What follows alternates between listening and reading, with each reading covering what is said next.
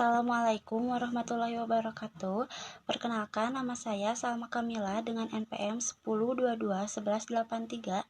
Di sini saya beserta teman-teman kelompok saya yaitu Siva Aulia Mulyani dengan NPM 10221185, Dimas Masito dengan NPM 10221190, dan Rizka Fauji dengan NPM 10221117 akan menjelaskan mengenai akuntansi biaya dan pengeluaran uang kas. Langsung saja masuk ke materi yang pertama, yaitu pengantar. Kelangsungan hidup suatu yayasan terkadang ditentukan oleh bagaimana yayasan dapat mengelola biaya-biaya yang ada. Biaya dalam lembaga nirlaba ditentukan oleh besarnya pendapatan atau penghasilan yang akan diperoleh di periode yang akan datang. Biaya pada yayasan harus memiliki fleksibilitas atau kelenturan yang jauh lebih tinggi dibandingkan biaya pada perusahaan komersial. Pada perusahaan komersial, biaya merupakan komponen yang dikeluarkan lebih dahulu untuk menghasilkan pendapatan. Sedangkan pada lembaga nirlaba seperti yayasan, biaya yang dikeluarkan tidak menjamin akan menghasilkan pendapatan karena bisa terjadi tidak mengeluarkan biaya sama sekali, tiba-tiba mendapat donasi atau sebaliknya. Oleh karena itu, biaya haruslah senantiasa fleksibel dan dijaga untuk senantiasa berada pada jumlah yang minimal, terutama biaya manajemen dan umum yang terkait langsung dengan biaya program. Kelenturan dalam tingkat pendapatan harus diikuti pula dengan kelenturan pada komponen biaya yayasan. Pembahasan akuntansi biaya dalam suatu yayasan meliputi yang pertama, jenis-jenis biaya yang terjadi dalam yayasan. Kedua, alokasi biaya tidak langsung. Dan ketiga, teknik pencatatan biaya terjadi. Materi kedua yaitu jenis biaya. Penggolongan jenis-jenis biaya dilakukan untuk mengetahui sifat atau perilaku serta kemampuan biaya tersebut untuk dikelola. Dengan adanya penggolongan ini, ketika akan dilakukan pengelolaan atau kontrol atas biaya, dapat dilakukan dengan lebih baik karena perilaku dari biaya tersebut sudah diketahui. Penggolongan biaya yang pertama berdasarkan keterkaitannya dengan jasa atau barang yang dihasilkan oleh yayasan. Dalam hal ini, biaya yang terjadi dapat digolongkan sebagai berikut. Yang pertama, biaya tetap atau fixed cost. Biaya tetap yaitu biaya yang timbul sepanjang kegiatan yayasan yang jumlahnya senantiasa tetap dan tidak berkorelasi dengan jumlah kegiatan yayasan. Contohnya, biaya sewa kantor yayasan. Yang kedua, biaya variabel atau variable cost. Biaya variabel yaitu biaya yang memiliki kecenderungan naik ketika kegiatan yayasan meningkat dan turun ketika kegiatan yayasan menurun. Dapat dikatakan bahwa biaya ini tergantung dan berkorelasi secara erat dengan intensitas kegiatan yayasan. Contohnya biaya listrik, biaya bahan bakar, dan fotokopi. Yang ketiga, biaya tetap yang berubah. Merupakan biaya tetap yang kita temui sehari-hari. Biaya ini merupakan biaya yang jumlahnya tetap untuk suatu tingkatan tertentu, tetapi menjadi variabel untuk tingkatan kegiatan di atasnya. Contohnya gaji supir yayasan. Baik, selanjutnya akan dilanjutkan oleh saya, yaitu Siva Aulia Mulyani dengan NPM 10221185. Selanjutnya yaitu pengeluaran atau biaya-biaya yang akan dilaporkan dalam laporan aktivitas digolongkan kepada dua jenis biaya. Yang pertama ada biaya program, merupakan semua jenis biaya yang dapat dikaitkan kepada masing-masing program dalam yayasan. Biaya ini merupakan biaya yang langsung dan dapat diidentifikasikan ke masing-masing program dalam satu periode. Yang kedua, ada biaya pendukung program. Biaya pendukung program merupakan biaya-biaya yang tidak dapat diidentifikasi kepada satu atau lebih program. Biaya ini umumnya merupakan biaya yang bertujuan untuk mendukung terlaksananya program-program lembaga. Dengan demikian, ada atau tidak ada program kegiatan biaya ini tetap akan muncul. Lalu yang ketiga ada alokasi biaya atau overhead.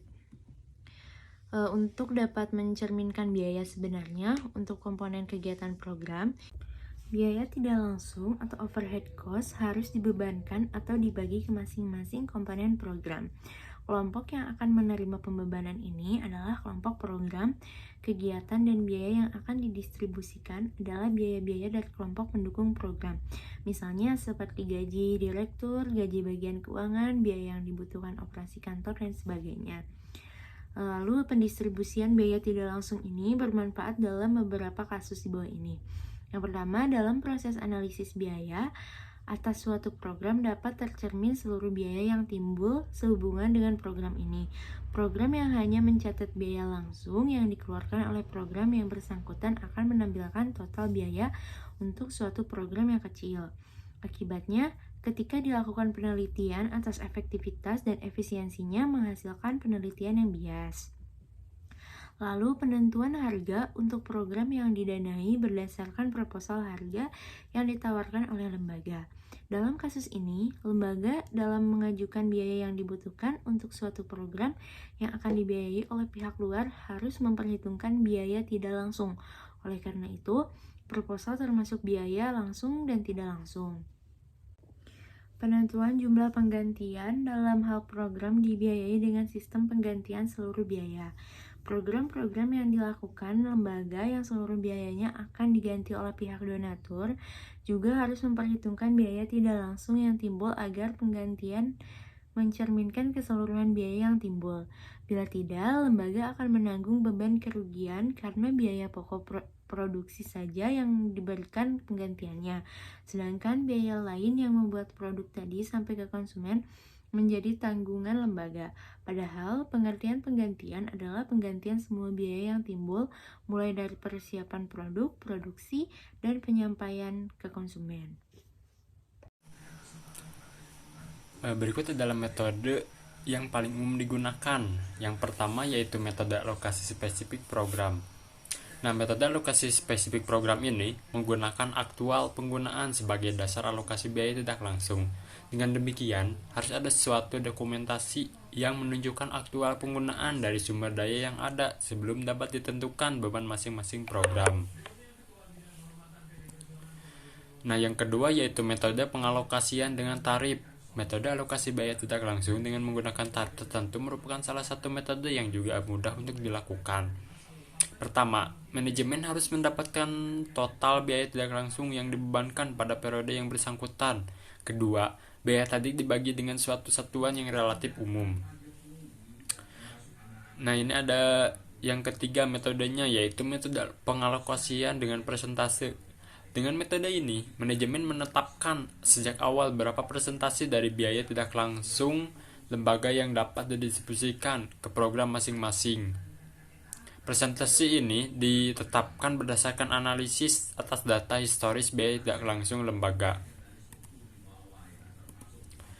Nah, yang keempat yaitu metode kombinasi. Metode lain yang dapat digunakan adalah metode kombinasi dari ketiganya. Jadi digunakan persentase, aktual, dan tarif untuk pengalokasian langsung ke masing-masing program. Penggunaan metode tadi tergantung pada jenis biaya tidak langsungnya. Nah, ini ada sub keempat yaitu pencatatan transaksi biaya. Nah, berikut adalah contoh biaya yang terjadi dalam yayasan dan pencatatan yang dilakukan berdasarkan bagan perkiraan atau chart of account berikut. Nah, di sini ada angka-angka, ada yang 5, 1, 1, 2, 3, 4. Nah, di sini tuh angka-angka ini tuh termasuk ke kode referensi akun. Yang awalannya 5 itu termasuk ke beban-beban. Yang awalnya 1 itu kalau awalannya 1 itu termasuk ke aset. Dan seterusnya. Nah, ini juga sama itu. Itu termasuk ke beban-bebannya gitu. Nah, di sini ada contoh soal. Yang pertama yaitu dibayarkan biaya perjalanan dinas untuk pencairan dana. Nah, biaya akunnya itu masuk akunnya itu biaya perjalanan fundraising di debit. Pada kas bank di kredit yaitu sekitar 1 juta gitu. Yang kedua yaitu dibayarkan biaya perjalanan dinas untuk program A.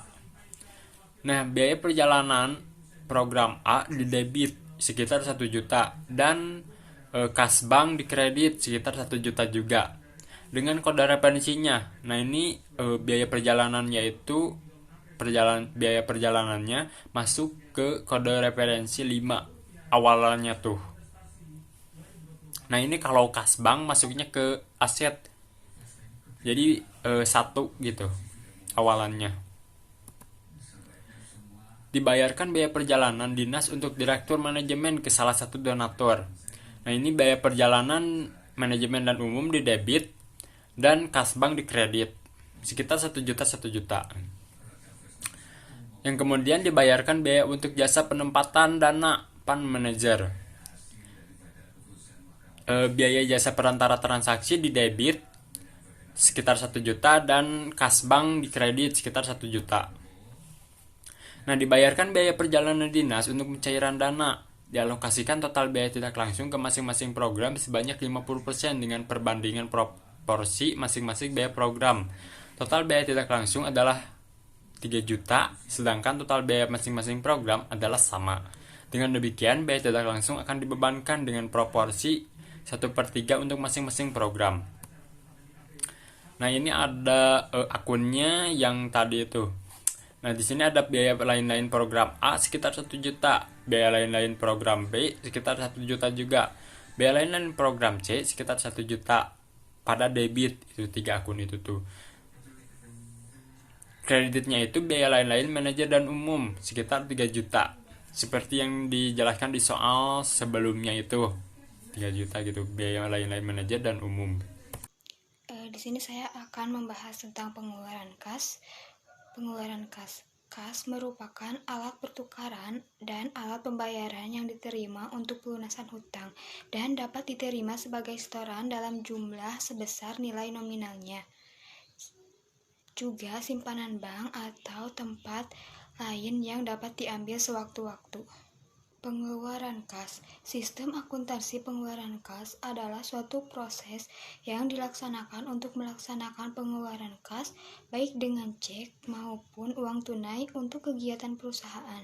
Sistem akuntansi pokok yang digunakan untuk pelaksanaan pengeluaran kas yaitu sistem akuntansi pengeluaran kas dengan cek dan sistem akuntansi pengeluaran kas dengan melalui dana kas kecil. Prosedur pengeluaran kas sangat diperlukan dalam setiap yayasan guna meningkatkan tingkat efisiensi yayasan. Prosedur dapat diartikan sebagai suatu urutan-urutan pekerjaan yang biasanya melibatkan beberapa orang dalam satu bagian atau lebih, disusun untuk menjamin adanya perlakuan seragam terhadap transaksi yayasan yang sering terjadi. Beberapa pengeluaran rutin yang umum dilakukan yayasan dalam setiap bagiannya adalah sebagai berikut. Yang pertama, biaya-biaya untuk departemen. Yang kedua, biaya telepon, listrik, air, dan beban operasional lainnya. Yang ketiga, gaji, honorarium, kesejahteraan karyawan. Dan yang keempat, yaitu biaya-biaya pemeliharaan. Kesimpulannya, yaitu akuntansi biaya dan pengeluaran uang kas pada akuntansi yayasan memiliki peran yang sangat penting dalam manajemen keuangan dan pengelolaan dana. Melalui akuntansi biaya, yayasan dapat memantau dan mengendalikan pengeluaran yang terkait dengan operasional, program, dan kegiatan lainnya yang merupakan langkah kunci untuk kegiatan mengalokasikan dana dengan efisien. Sementara itu, akuntansi pengeluaran uang kas memungkinkan yayasan untuk mencatat, melacak, dan melaporkan setiap transaksi pengeluaran secara cermat dan akurat, menjaga transparansi, akuntabilitas, dan kepatuhan terhadap peraturan yang berlaku.